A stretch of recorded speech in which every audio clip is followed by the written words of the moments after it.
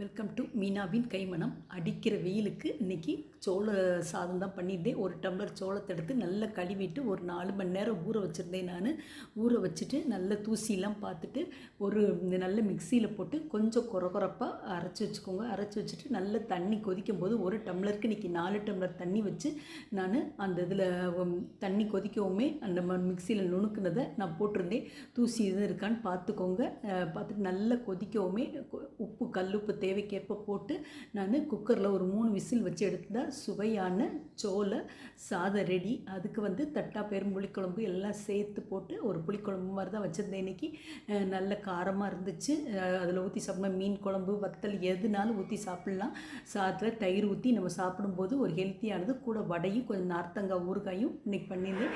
எங்கள் வீட்டில் இன்றைக்கி இதுதான். சோளம் நல்ல வெயிட் லாஸ்க்கு ரொம்ப நல்லது. ஹார்ட்டுக்கு எல்லாத்துக்குமே ரொம்ப நல்லது. குளிர்ச்சியாக இருக்கும். ஒரு டைம் இந்த மாதிரி நம்ம நார்மல் சாதத்தை காட்டியும் ஒரு தடவை இந்த மாதிரி செஞ்சு சாப்பிட்டு பாருங்கள். நல்ல குழைவாக வெந்திருந்துச்சு.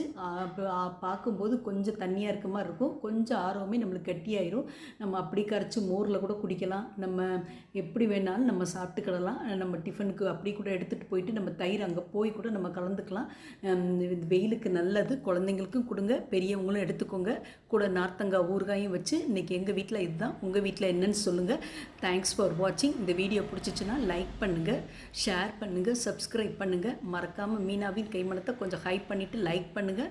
நாங்கள் போடுற வீடியோஸ் எங்களுக்கு ஒரு என்கரேஜ்மெண்ட்டாக இருக்கும். நல்ல சாதத்துக்கு அந்த தயிர் ஊற்றி ஊறுகாய் தொட்டு சாப்பிடும்போது அப்படி தேனாமதமாக இருந்துச்சு. Thanks for